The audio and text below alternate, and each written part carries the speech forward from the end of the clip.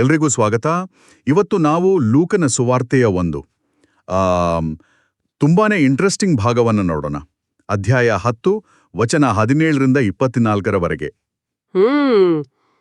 ಹೌದು, ಬಹಳ ಮುಖ್ಯವಾದ ಮಾತುಕತೆ ಇದು. ನಮ್ಮ ಮುಂದಿರೋದು ನೇರವಾಗಿ ಬೈಬಲಿನ ಆ ಭಾಗ, ಮತ್ತೆ ಅದರ ಬಗ್ಗೆ ಬಂದಿರೋ ಕೆಲವು ಚಿಂತನೆಗಳು, ಅಂದ್ರೆ ವಿಶ್ಲೇಷಣೆಗಳು. ಸರಿ. ಈ ಒಂದು ಚರ್ಚೆಯ ಗುರಿ ಏನು ಅಂದ್ರೆ, ಈ ವಚನಗಳ ಆಧಾರದ ಮೇಲೆ ನಿಜವಾದ ಸಂತೋಷ ಅಂದ್ರೆ ಏನು, ಅದು ಎಲ್ಲಿಂದ ಬರುತ್ತೆ, ಮತ್ತೆ ಈ ದೈವಿಕ ಸತ್ಯಗಳು, ಸ್ಪಿರಿಚುವಲ್ ಟ್ರೂತ್ಸ್, ಅವು ಹೇಗೆ ಯಾರಿಗೆ ಅರ್ಥ ಆಗುತ್ತೆ ಅನ್ನೋದನ್ನ ನೋಡೋದು. ಕರೆಕ್ಟ್. ಕಥೆ ಶುರುವಾಗೋದೇ ಒಂದು ರೋಚಕವಾದ ಘಟನೆಯಿಂದ. ಯೇಸು ಕಳಿಸಿದ್ರಲ್ಲ 72 ಶಿಷ್ಯರು. ಹೌದು. ಅವರು ತಮ್ಮ ಮಿಷನ್ ಮುಗಿಸಿ ವಾಪಸ್ ಬರ್ತಾರೆ, ಸಖತ್ ಖುಷಿಯಲ್ಲಿ. ಅವರ ಆ ಖುಷಿಗೆ ಕಾರಣ ಏನು, ಮತ್ತೆ ಯೇಸು ಅದಕ್ಕೆ ಹೇಗೆ ರೆಸ್ಪಾಂಡ್ ಮಾಡ್ತಾರೆ, ಅವರ ಫೋಕಸ್ ಎಲ್ಲಿಗೆ ಶಿಫ್ಟ್ ಮಾಡ್ತಾರೆ ಅನ್ನೋದನ್ನ ಸ್ವಲ್ಪ ಡೀಟೇಲ್ ಆಗಿ ನೋಡೋಣ. ಖಂಡಿತ. ಹಾಗಾದ್ರೆ ಮೊದಲಿಗೆ ಈ 72 ಜನ ಶಿಷ್ಯರು ವಾಪಸ್ ಬಂದಾಗ ಅವರ ಮೂಡ್ ಹೇಗಿತ್ತು? ಅವರು ಯೇಸು ಹತ್ರ ಬಂದು, ಸ್ವಾಮಿ, ನಿಮ್ಮ ಹೆಸರಲ್ಲಿ ದೆವ್ವಗಳು ಕೂಡ ನಮ್ಗೆ ಅಧೀನ ಆಗ್ತವೆ ಅಂತ ರಿಪೋರ್ಟ್ ಮಾಡ್ತಾರೆ. ಅಂದ್ರೆ ಅವರ ಮಾತುಗಳಲ್ಲಿ ಒಂದು ದೊಡ್ಡ ಗೆಲುವಿನ ಸಂಭ್ರಮ ಇತ್ತು ಅಲ್ವಾ? ಹೌದು, ಖಂಡಿತವಾಗಿಯೂ. ಅವರು ಮಾಡಿದ ಸೇವೆ, ಅದರ ರಿಸಲ್ಟ್ಸ್ ಅವರಿಗೆ ದೊಡ್ಡ ಯಶಸ್ಸು ತಂದುಕೊಟ್ಟಿತ್ತು. ದುಷ್ಟಶಕ್ತಿಗಳನ್ನ ಕಂಟ್ರೋಲ್ ಮಾಡೋ ಪವರ್ ನಮ್ಮಲ್ಲಿದೆ ಅಂತ ಗೊತ್ತಾದಾಗ ಆಶ್ಚರ್ಯ, ಸಂತೋಷ ಎರಡೂ ಆಗಿರುತ್ತೆ. ಸಹಜ ಅದು ಸಹಜ ಪ್ರತಿಕ್ರಿಯೆ. ಆದ್ರೆ ಇಲ್ಲಿ ಯೇಸುವಿನ ರಿಯಾಕ್ಷನ್ ಇದೆಯಲ್ಲ, ಅದು ತುಂಬಾ ಗಮನಿಸಬೇಕಾದ್ದು. ಅವರು ಮೊದಲು ಅವರ ಅಧಿಕಾರವನ್ನ ಅಲ್ಲಗಳೆಯಲ್ಲ. ಹೌದು.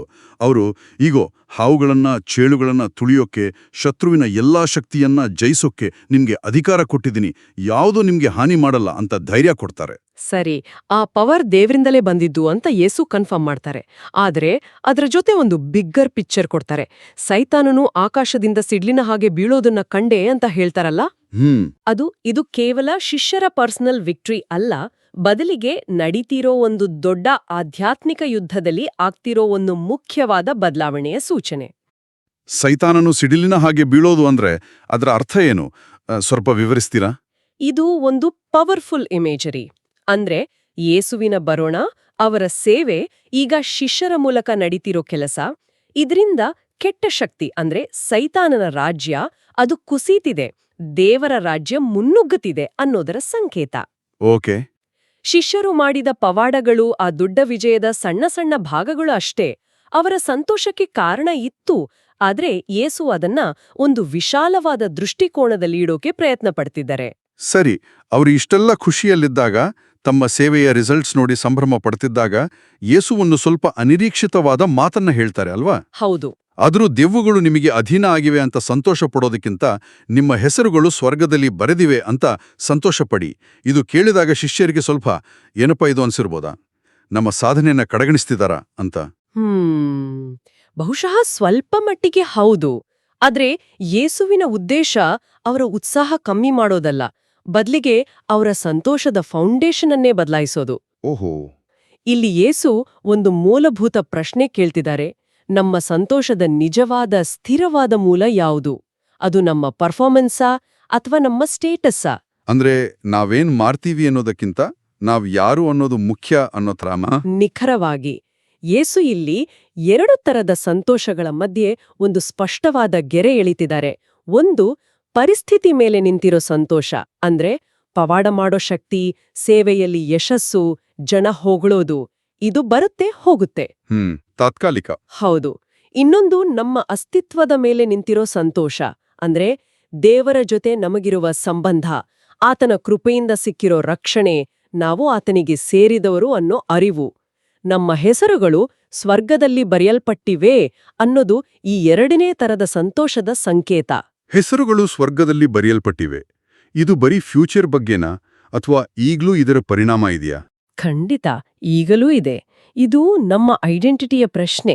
ನಮ್ಮ ವ್ಯಾಲ್ಯೂ ನಮ್ಮ ಅಚೀವ್ಮೆಂಟ್ಸ್ ಇಂದ ಬರೋದಿಲ್ಲ, ಬದಲಾಗಿ ನಾವು ದೇವರಿಗೆ ಸೇರಿದವರು, ಆತನ ಫ್ಯಾಮಿಲಿ ಮೆಂಬರ್ಸ್ ಅನ್ನೋದ್ರಿಂದ ಬರುತ್ತೆ ಅನ್ನೋ ಭರವಸೆ ಅದು. ಹೌದು.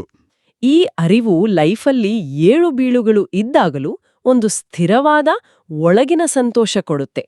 ಯೇಸು ಹೇಳ್ತಿರೋದು, ನಿಮ್ಮ ಸಂತೋಷದ ಆಧಾರ ಸಾಧನೆಗಳ ಅಲೆಗಳ ಮೇಲೆ ತೇಲೋ ಬದಲು ದೇವರ ಜೊತೆಗಿನ ಸಂಬಂಧ ಅನ್ನೋ ಗಟ್ಟಿ ನೆಲದಲ್ಲಿರ್ಲಿ ಅಂತ. ಇದು ತುಂಬಾ ಆಳವಾದ ವಿಚಾರ. ನಾವು ಸಾಮಾನ್ಯವಾಗಿ ಸಂತೋಷ ಅಂದ್ರೆ ಏನು ಅನ್ಕೋತೀವೋ ಅದನ್ನೇ ಪ್ರಶ್ನೆ ಮಾಡುತ್ತೆ. ಈ ಮಾತುಕತೆ ಆದಮೇಲೆ ವಚನ 21ರಲ್ಲಿ ಯೇಸು ತಾವೇ ಒಂದು ರೀತಿ ಎಮೋಷನಲ್ ಆಗ್ತಾರೆ ಅಂತ ಹೇಳುತ್ತೆ. ಯೇಸು ಸ್ವಾಮಿ ಪವಿತ್ರಾತ್ಮರಿಂದ ಹರ್ಷಾವೇಶಗೊಂಡು ಹೌದು, ತುಂಬಿ ಸಂತೋಷ ಪಡ್ತಾರೆ. ಅವರು ದೇವರಿಗೆ ಪ್ರಾರ್ಥನೆ ಮಾಡ್ತಾರೆ. ಆ ಪ್ರೇಯರ್ನಲ್ಲಿರೋ ಅಂಶಗಳು ಕೂಡ ಅಷ್ಟೇ ಗಮನಾರ್ಹ. ಹೌದು, ಯೇಸೂ ಕೂಡ ಸಂತೋಷ ಪಡ್ತಾರೆ, ಆದ್ರೆ ಅವರ ಸಂತೋಷಕ್ಕೆ ಕಾರಣ ಬೇರೆ. ಅವರು ಹೀಗೆ ಪ್ರಾರ್ಥನೆ ಮಾಡ್ತಾರೆ: ತಂದೆಯೇ, ಭೂಮಿಯ ಆಕಾಶದ ಒಡೆಯನೇ, ಈ ವಿಷಯಗಳನ್ನ ಜ್ಞಾನಿಗಳಿಗೂ ಬುದ್ಧಿವಂತರಿಗೂ ಮರೆಮಾಡಿ ಮಕ್ಕಳಂಥವರಿಗೆ ತಿಳಿಸಿದ್ಯಾ, ಅದಕ್ಕಾಗಿ ನಿನ್ನನ್ನ ಸ್ತುತಿಸ್ತೇನೆ. ಇದು ದೇವ್ರು ಹೇಗೆ ಕೆಲ್ಸ ಮಾಡ್ತಾನೆ, ಆತನ ಸತ್ಯಗಳು ಹೇಗೆ ರಿವೀಲ್ ಆಗುತ್ತೆ ಅನ್ನೋದ್ರ ಬಗ್ಗೆ ಒಂದು ಒಳನೋಟ ಕೊಡುತ್ತೆ. ಜ್ಞಾನಿಗಳು ಮತ್ತು ಬುದ್ಧಿವಂತರು ಮತ್ತು ಮಕ್ಕಳಂತವರು, ಈ ಹೋಲಿಕೆ ಏನನ್ನು ಹೇಳುತ್ತೆ? ದೇವರು ಬುದ್ಧಿವಂತಿಕೆಯನ್ನ ವಿರೋಧಿಸ್ತಾನಾ? ಖಂಡಿತ ಇಲ್ಲ. ಇಲ್ಲಿ ಜ್ಞಾನಿಗಳು ಮತ್ತು ಬುದ್ಧಿವಂತರು ಅಂದ್ರೆ ಬರೀ ಇಂಟೆಲಿಜೆಂಟ್ ಅಂತ ಅಲ್ಲ, ಬದಲಿಗೆ ತಮ್ಮ ಸ್ವಂತ ಬುದ್ಧಿ, ಜ್ಞಾನ, ಸ್ಟೇಟಸ್ ಬಗ್ಗೆ ಹೆಮ್ಮೆ ಪಡೋರು, ಎಲ್ಲದಕ್ಕೂ ತಮ್ದೇ ಲಾಜಿಕ್ ಹಚ್ಚೋಕೆ ಟ್ರೈ ಮಾಡೋರು. ಓಕೆ. ಅಂಥವರಿಗೆ ದೇವರ ರಾಜ್ಯದ ಸರಳವಾದ ಆದ್ರೆ ಆಳವಾದ ಸತ್ಯಗಳು ಅರ್ಥ ಆಗದೇ ಇರ್ಬೋದು. ಯಾಕಂದ್ರೆ ಅವರು ತಮ್ಮ ತಿಳುವಳಿಕೆ ಮೇಲೆಯೇ ಜಾಸ್ತಿ ಡಿಪೆಂಡ್ ಆಗಿರ್ತಾರೆ. ಹಾಗಾದ್ರೆ ಮಕ್ಕಳಂತವರು ಯಾರು? ಮಕ್ಕಳಂತವರು ಅಂದ್ರೆ ಇಲ್ಲಿ ಚೈಲ್ಡಿಶ್ನೆಸ್ ಅಥವಾ ಅಜ್ಞಾನ ಅಲ್ಲ, ಬದಲಿಗೆ ವಿನಯ, ಸರಳತೆ, ಅವಲಂಬನೆ ಮತ್ತು ಕಲಿಯೋಕೆ ರೆಡಿ ಇರೋ ಓಪನ್ ಮೈಂಡ್.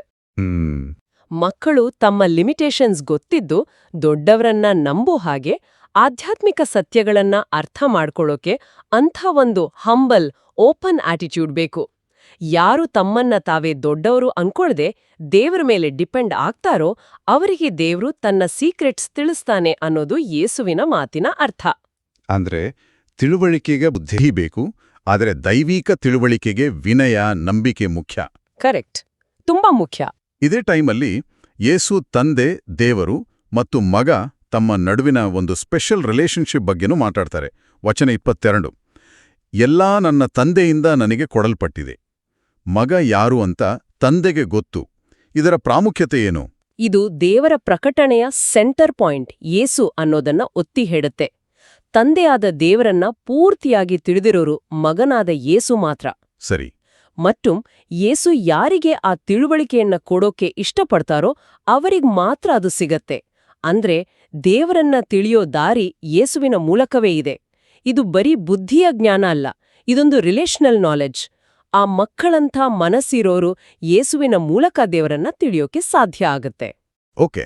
ಈ ಪ್ರಾರ್ಥನೆ ಆದ್ಮೇಲೆ ಯೇಸು ಮತ್ತೆ ಶಿಷ್ಯರ ಕಡೆಗೆ ಸಪರೇಟ್ ಆಗಿ ತಿರುಗ್ತಾರೆ.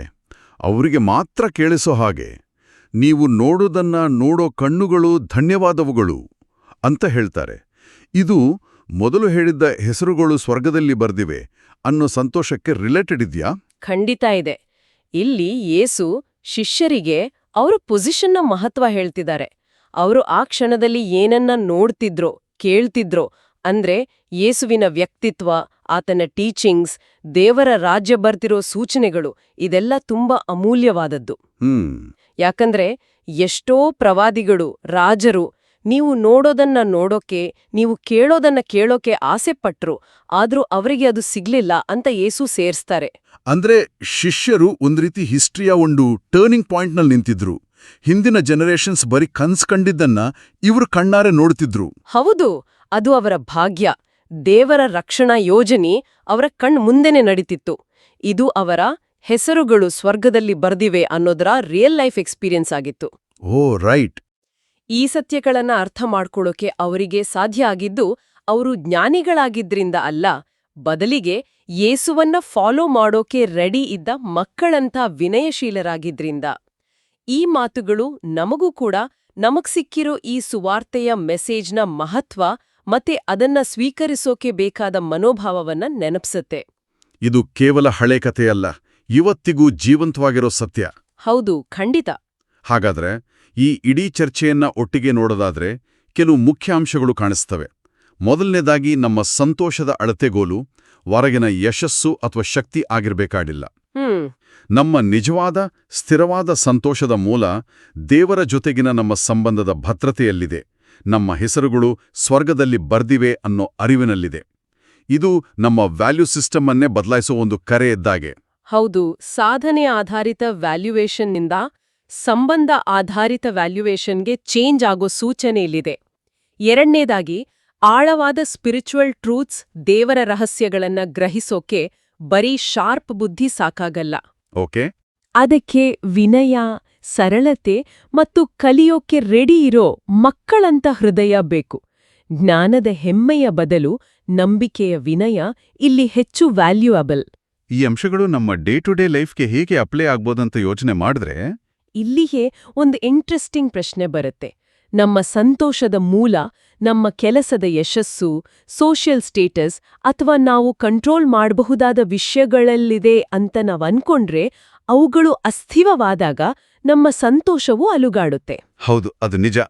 ಆದ್ರೆ ನಮ್ಮ ಸಂತೋಷದ ಫೌಂಡೇಶನ್, ನಮ್ಮ ಹೆಸರುಗಳು ಸ್ವರ್ಗದಲ್ಲಿದೆ ಅನ್ನೋ ಚೇಂಜ್ ಆಗದ ಸತ್ಯದಲ್ಲಿದ್ರೆ ಅದು ನಮ್ಮ ಜೀವನದ ಬಿರುಗಾಳಿಗಳ ಮಧ್ಯೆಯೂ ಒಂದು ಸ್ಟೆಬಿಲಿಟಿ ತರಬಹುದಾ?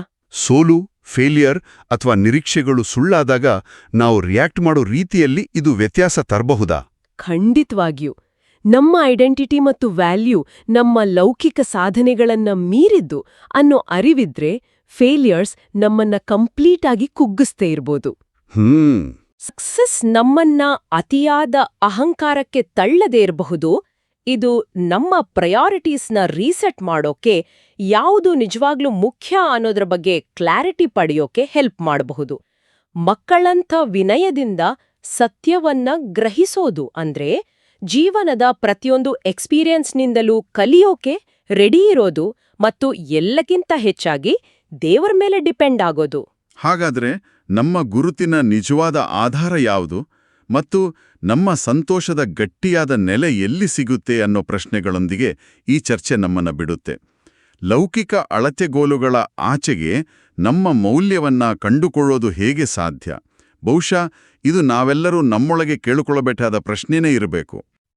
ಪ್ರಿಯರೇ, ಈ ಚಾನೆಲ್ ಅನ್ನು ಸಬ್ಸ್ಕ್ರೈಬ್ ಮಾಡಿ ಪ್ರತಿದಿನ ದೇವರ ವಾಕ್ಯವನ್ನು ಆಲಿಸುತ್ತಾ ಅದನ್ನು ಇತರರೊಂದಿಗೆ ಹಂಚಿಕೊಳ್ಳಲು ನಮಗೆ ನೆರವಾಗಿರಿ. ಧನ್ಯವಾದಗಳು.